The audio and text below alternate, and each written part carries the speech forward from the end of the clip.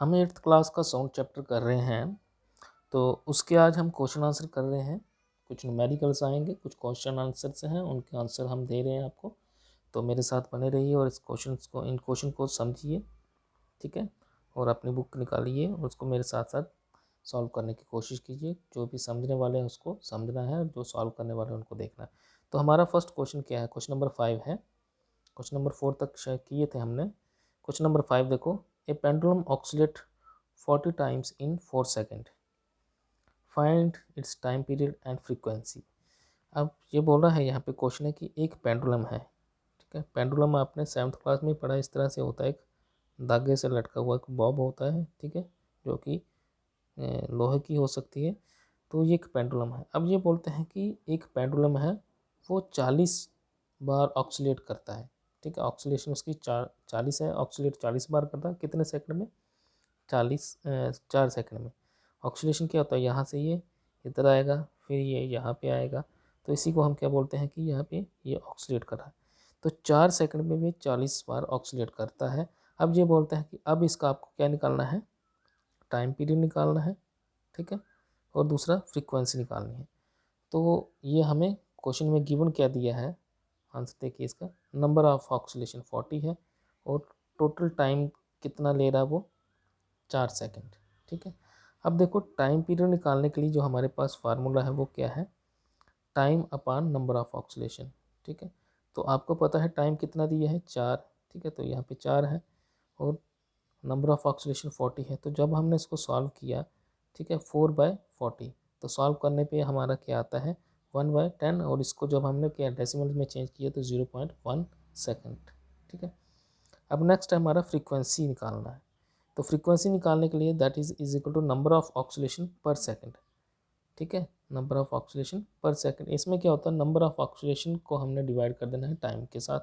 तो number of oscillation हमारी कितनी थी? 40 थी, और डिवाइड किया इसको 4 के साथ, तो दैट इज़ द 10 हर्ट्ज, ठीक है।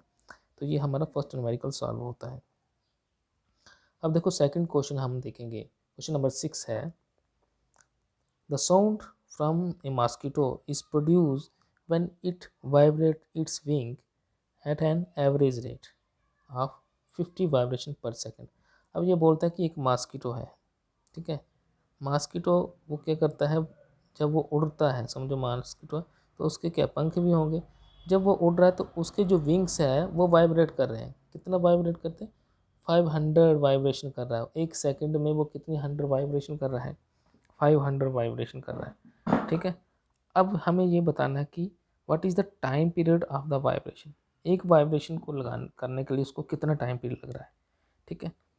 तो हमने क्या देखा कि गिवन हमें क्या है? वाइब्रेशन दिया है, वाइब्रेशन दिया है, टोटल वाइब्रेशन दिया है।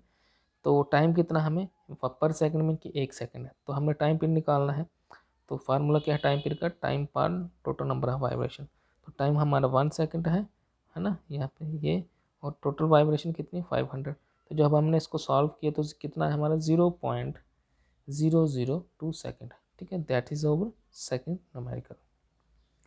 क्वेश्चन नंबर 7 देखिए। क्वेश्चन नंबर 7 क्या है? Identify the part which vibrate to produce the sound in the following instrument.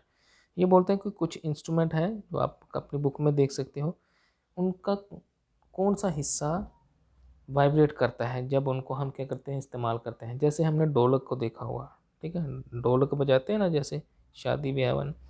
तो ढोलक बजाने के लिए हमें किसका इस्तेमाल होता है? उसका जो चमड़ी होती है ढोलक की, उसके ऊपर जो मेम्ब्रेन, उसका इस्तेमाल। सितार में क्या होता है? किसका इस्तेमाल होता है? फ्लूट में किसका इस्तेमाल होता है? तो ये हम इसको एक्सप्लेन करते हैं, आंसर समझाते हैं कि ढोल बजाने के लिए हमें क्या है? स्ट्रेच मेम्ब्रेन है ना, जो चमड़े की वो लगी होती है, पतली सी लेयर लगी होती है, उसको हम बजाते हैं ढोल को, तो उसका इस्तेमाल होता है। सितार में हमें किसका? स्ट्रिंग का इस्तेमाल करते हैं, है ना। कभी लोहे की स्ट्रिंग होती है या धागे की स्ट्रिंग होती है, इसका इस्तेमाल करते हैं। फिर लास्ट हमारा क्या है? फ्लूट।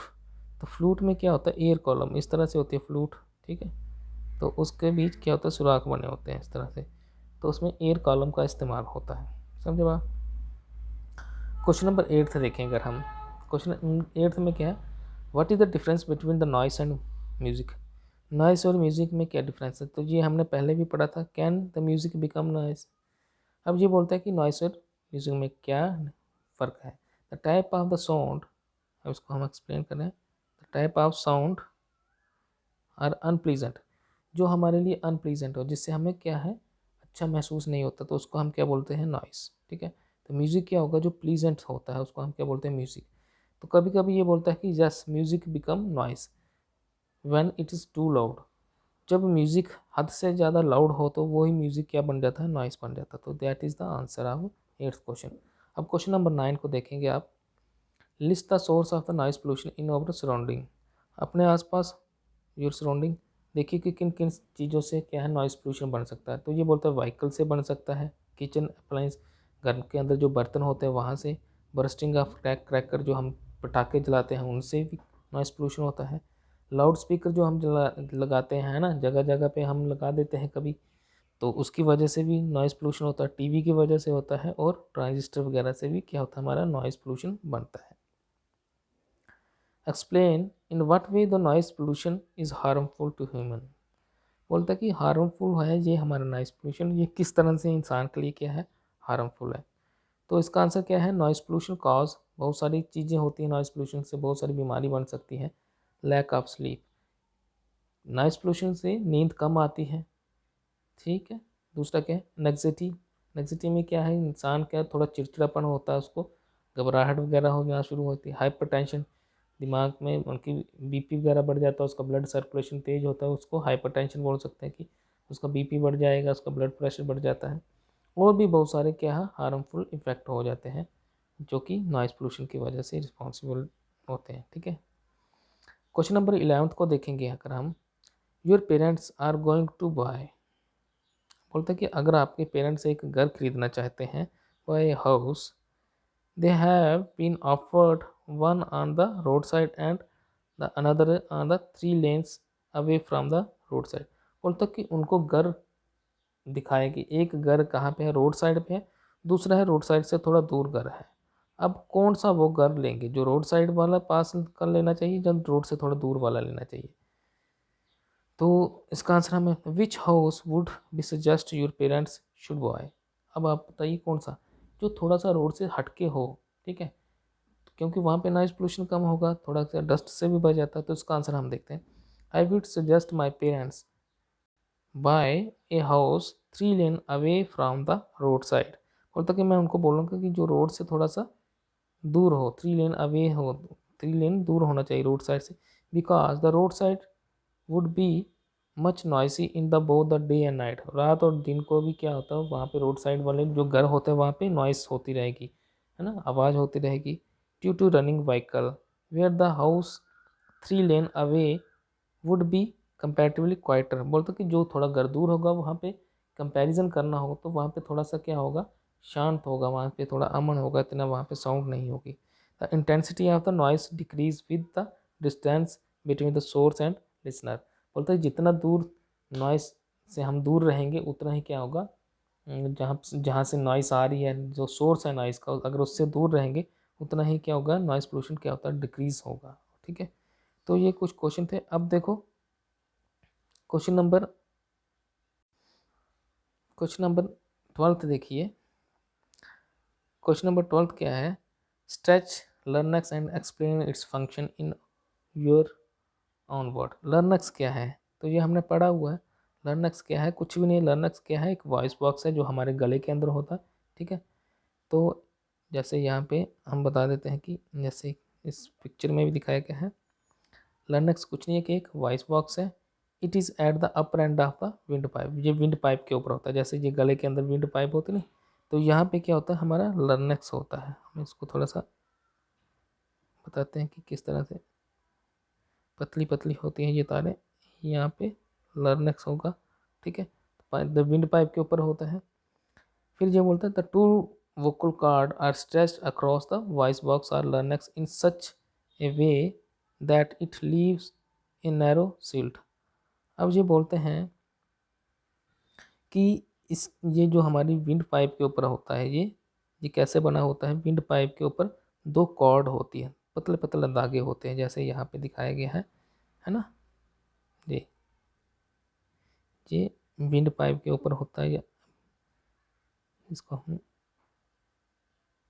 जी है ना, 2 कॉर्ड लगी होती हैं, तो ये पतले तागे होते हैं, तो इनको हम क्या बोलते हैं, वोकल कॉर्ड बोलते हैं। ठीक है, तो ये यहाँ पे इसकी लोकेशन है गले के पास। तो अब इसको हम एक्सप्लेन कर रहे हैं।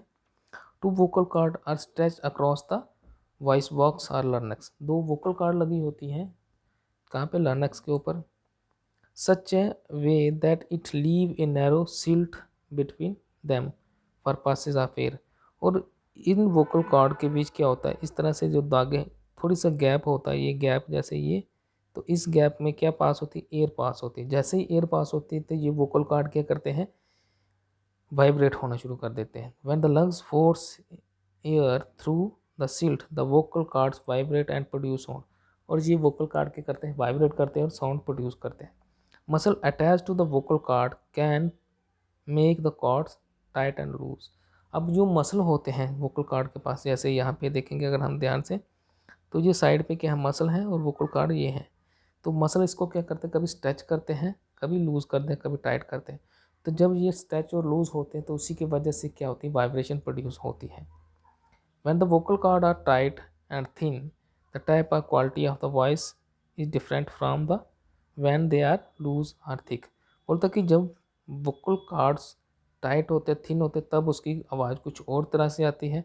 जब वो थोड़े से लूज़ होते और थिक होते तब उसकी वॉइस क्या होती है, कुछ और तरह से आती है। ओके, अब क्वेश्चन नंबर 13 है लाइटनिंग एंड थंडर।